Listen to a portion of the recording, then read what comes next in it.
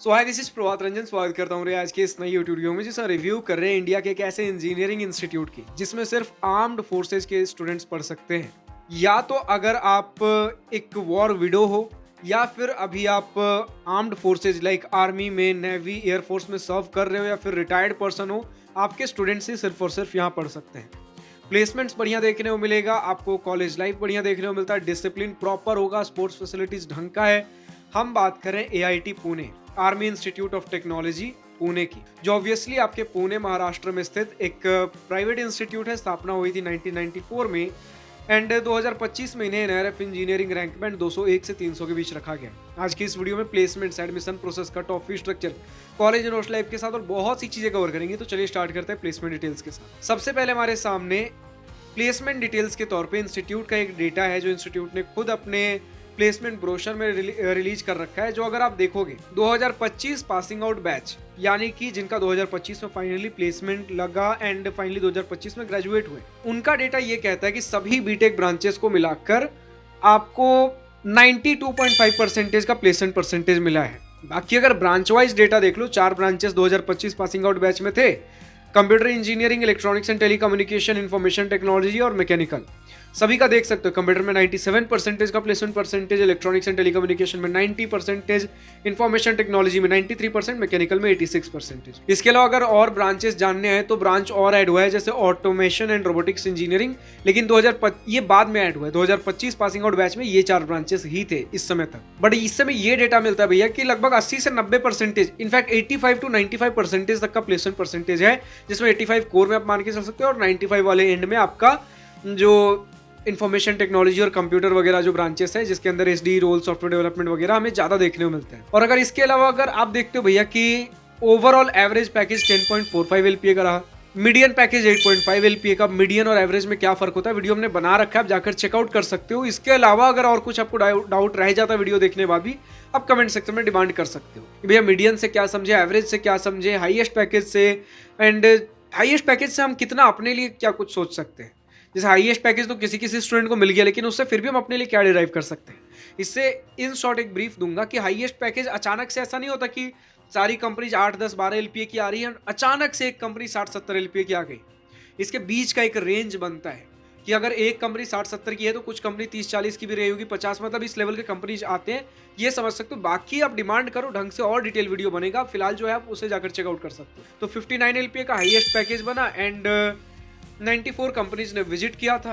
अब इसके अलावा स्टूडेंट्स ने डेटा दिया है भैया कि कंप्यूटर साइंस इंजीनियरिंग ब्रांचेस में लगभग 14-15 LPA तक का एवरेज पैकेज चला जाता है। इंफॉर्मेशन टेक्नोलॉजी में भी स्टूडेंट का भैया 13-14 LPA तक का तो एवरेज पैकेज चला ही जाता है। इलेक्ट्रॉनिक्स एंड टेलीकम्युनिकेशन में स्टूडेंट्स ने बोला भैया कि थोड़ा लाइक 8, 9, 10 LPA तक का जाता है। मैकेनिकल वगैरह में 5 से 7 LPA तक का एवरेज पैकेज हमें देखने को मिल जाएगा। तो इस प्रकार का एक रफ डेटा है, ये स्टूडेंट्स की तरफ से डेटा, ऑफिशियल डेटा नहीं है, तो फिगर्स थोड़े बहुत ऊपर नीचे हो सकते हैं, बट रफ डेटा से भी हमें अंदाजा मिल रहा है कि किस प्रकार का डेटा है। बाकी ऑफिशियल फिगर हमने अभी आपके सामने रख दिया, ठीक है। तो प्लेसमेंट्स इन शॉर्ट बढ़िया है, प्लेसमेंट परसेंटेज बढ़िया है, पैकेजेस वगैरह भी बढ़िया देखने को मिलते हैं। इसके अलावा अगर हमें बात करना हो भैया कि एडमिशन प्रोसेस क्या है, बड़ा ही सिंपल सा है। जेईई मेन का एंट्रेंस एग्जामिनेशन दोगे, ठीक है, तो जेईई मेन का स्कोर होगा, जेईई मेन का जो भी रैंक बनेगा उसके बेसिस पे AIT पुणे की वेबसाइट पर जाकर अप्लाई करिए। इनके खुद के काउंसलिंग के थ्रू जो भी आपको कॉलेजेस, जो भी आपको ब्रांचेस अलॉट होने होंगे हो जाएंगे। इनका कोई दूसरा ब्रांच नहीं है, this is one and single AIT Pune, ठीक है। इस प्रकार के यार बहुत ही एक्सक्लूसिव इंस्टीट्यूट बहुत रेयर होते हैं, एंड अगर है भी कुछ ऐसा इस प्रकार का इंस्टीट्यूट तो इसमें समझो सबसे फेमस आपका AIT पुणे ही है, जहाँ पे सिर्फ और सिर्फ एक्सक्लूसिवली आर्मी वार्ड के जो भी आर्मी के कैंडिडेट्स हैं, आर्मी के जो स्टूडेंट्स हैं जिनके पेरेंट्स आर्मी में काम कर रहे हो, रिटायर्ड हो या फिर वॉर विडो हो, उनके स्टूडेंट्स पढ़ सकते हैं। बहुत एक्सक्लूसिव ऐसे इंस्टीट्यूट्स होते हैं, और अगर हैं और दूसरे इंस्टीट्यूट्स ऐसे तो this is the best among all. हाँ, कुछ और हैं, जैसे अगर आप जैक दिल्ली में जाओगे तो आपको कुछ रिजर्वेशन देखने को मिलेगा फॉर आर्मी कैंडिडेट्स, जिसमें अगर DTU, जितना मुझे याद आ रहा है शायद DTU में है कुछ ऐसे रिजर्वेशन, DTU NSUT वगैरह में, तो वो इनसे बेटर है। लेकिन मैं बात कर रहा हूँ जहाँ एक्सक्लूसिव सिर्फ और सिर्फ इनके स्टूडेंट्स पढ़ रहे हो, क्योंकि वहाँ फर्क आएगा। जब college and hostel life discuss करेंगे ना, वहाँ फर्क पड़ेगा। फिलहाल तो हम बढ़ते अगर अपने कट ऑफ के सेक्शन पे, तो कुछ डेटा ऐसा है कि अगर आपके पास जेईई मेन में 50 से 60 हजार का रैंक है तो आपको computer science engineering, information technology जैसे ब्रांचेस देखने को मिल जाएंगे। अगर आपके पास कुछ 1 लाख के अराउंड रैंक है। इलेक्ट्रॉनिक्स एंड टेलीकम्युनिकेशन इंजीनियरिंग 1,30,000 से 40,000 के बीच का रैंक है। तो मैकेनिकल जैसे ब्रांचेस आपको देखने को मिल जा रहे होंगे। ठीक है, तो कट ऑफ डेटा हमने समझ लिया भैया क्या कुछ है। अब यहाँ पे किसी भी प्रकार का कोई रिजर्वेशन बेनिफिट नहीं है, सिर्फ एक रिजर्वेशन था जो आपको मिल गया कि या तो आपके पेरेंट्स आर्मी से बिलोंग करते हो, नेवी से, या फिर एयरफोर्स। इसके बाहर का कोई रिजर्वेशन कैटेगरी रिजर्वेशन नहीं है, कोई फीमेल कोटा नहीं है। दैट्स इट, जो रिजर्वेशन था सभी के लिए। बात कर ले फीस स्ट्रक्चर की, तो ये थोड़ा सा हायर एंड पे देखने को मिलेगा क्योंकि प्राइवेट इंस्टीट्यूट है। ऑल्दो नॉन प्रॉफिट है, operated by army welfare education society, लेकिन प्राइवेट इंस्टीट्यूट है, जिसकी वजह से मैक्सिमम ऑफ जो खर्चे होते हैं स्टूडेंट्स जो फी स्ट्रक्चर जो फी पे कर रहे हैं उसी से चल रहे होते हैं। फी स्ट्रक्चर कुछ इस प्रकार है कि सिर्फ पढ़ाई लिखाई के खर्चे आपके 4 साल के अंदर 10 लाख रुपए के आसपास लगेंगे, अराउंड रफली 2.5 लाख रुपीज पर ईयर। और अगर हॉस्टल एंड मेस के खर्चे के बारे में बात कर लो तो ये समवेयर अराउंड पहले साल में थोड़ा सा ज्यादा लगेगा, कुछ आपके रिफंडेबल फी वगैरह होते हैं, लेकिन रफली 1,05,10,000 के आसपास आप मानकर चल लो। फर्स्ट ईयर के अंदर लगभग 1,35,000 के आसपास आपका लगने वाला है। लेकिन अगर चारों साल हॉस्टल में रहते हो तो आपको यहाँ 4 लाख रुपए पे करने पड़ेंगे as hostel fee. Hostel and mess दोनों मिलाकर, रहना और खाना दोनों मिलाकर 4 साल के अंदर 4 लाख रुपए लगेंगे। लेकिन स्टूडेंट से कहा है कि फर्स्ट ईयर के अंदर हॉस्टल कंपलसरी है, वो तो सभी को लगेंगे। उसके बाद डिपेंडिंग ऑन आपका मेरिट कैसा है, कैसा परफॉर्म करे एकेडमिकली, डिसाइड होगा कि सेकंड ईयर से आपको हॉस्टल मिलेंगे कि नहीं मिलेंगे। ठीक है, तो अगर हॉस्टल नहीं मिलते तो यहाँ का फी स्ट्रक्चर कुछ कट होगा हॉस्टल एंड मेस का, और बाहर कहीं आप दूसरे पीजी या फ्लैट्स वगैरह को आप दे रहे होगे, कहीं ना कहीं तो खर्चे लगेंगे।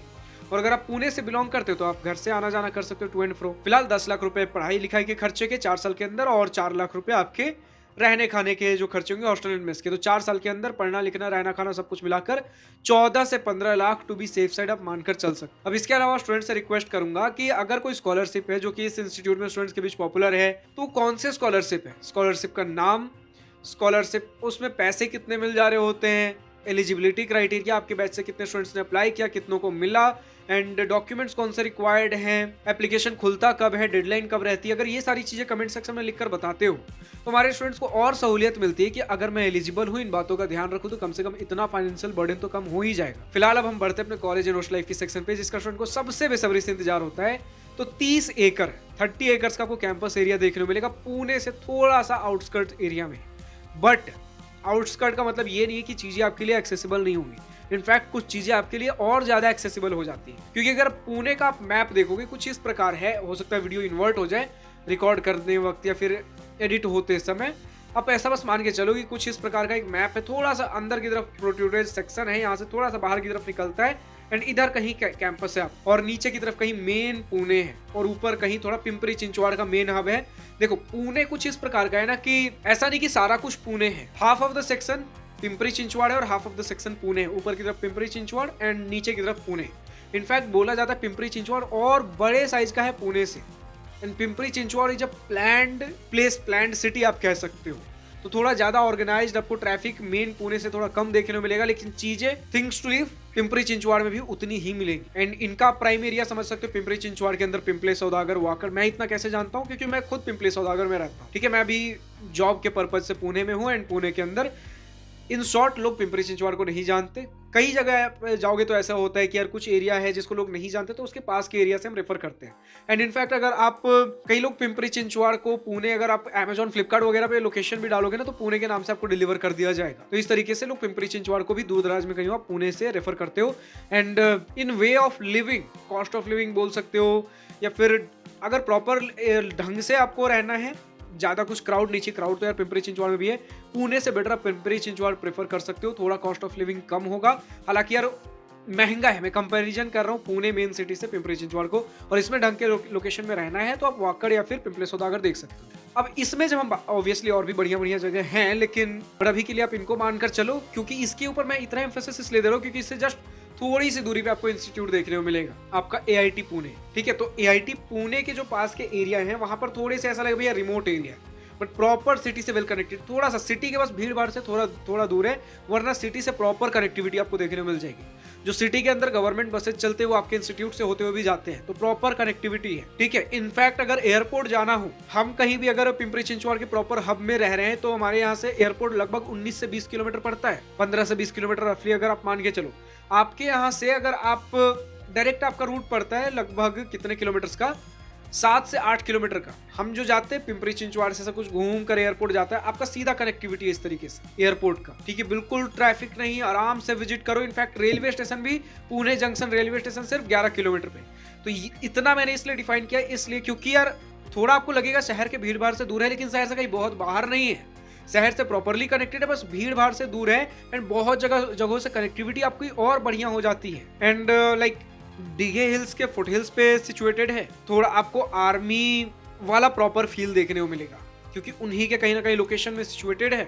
और फील इन द सेंस कि डिसिप्लिन आपको प्रॉपर देखने को मिलेगी। अब देखो डिसिप्लिन मतलब ये नहीं बोल सकते कॉलेज लाइफ कहीं मिस करोगे, फन मिस करोगे, ऐसा कुछ नहीं है। फन डिसिप्लिन के साथ भी हो सकता है, बस ये कह सकते हो कि बदतमीजी वाली फन नहीं होगी, ठीक है। डिसिप्लिन के साथ कायदे में रह के फन कर रहे होगे, जो भी प्रॉपर फेस्ट एंड इवेंट चाहिए सारी चीजें होंगी, बहुत बड़े स्केल पर नहीं होंगी, ठीक है। अगर एक बार आप कैंपस में जाते हो तो बोलोगे यार ये थोड़ा सा कुछ बहुत ज्यादा हाई फाई कैंपस क्यों नहीं लग रहा है, फिर थोड़ी देर बाद फील करोगे कि ऐसा कुछ कमी भी तो फील नहीं हो रही है, ऑलमोस्ट जो चाहिए सारा कुछ है। स्पोर्ट्स के ऊपर हद से ज्यादा एम्फोसिस है, स्पोर्ट्स के मामले में इंस्टीट्यूट आपको और इनकरेज करता है चीजें पार्टिसिपेट करने के लिए। जिस प्रकार का आपको क्लासरूम इंफ्रास्ट्रक्चर जो चाहिए, लाइब्रेरीज वगैरह हर प्रकार की चीजें आपको देखने को मिलेंगी। बस ये है कि ज्यादा कैंपस चमकता हुआ देखने को नहीं मिलेगा, सिंपल सा आपको इंफ्रास्ट्रक्चर मिलेगा, डिसिप्लिन आपको प्रॉपर मिलेगा, तो एक कह सकते हो मैच्योरिटी भी जल्दी आ जाएगी। यार चीजें आर्मी द्वारा संचालित है, आपको ढंग से वो मैच्योरिटी डिसिप्लिन सारी चीजें देखने को मिलेंगी। इसके अलावा अगर हम बात कर ले हॉस्टल फैसिलिटीज के बारे में, तो जितना मुझे डेटा मिला है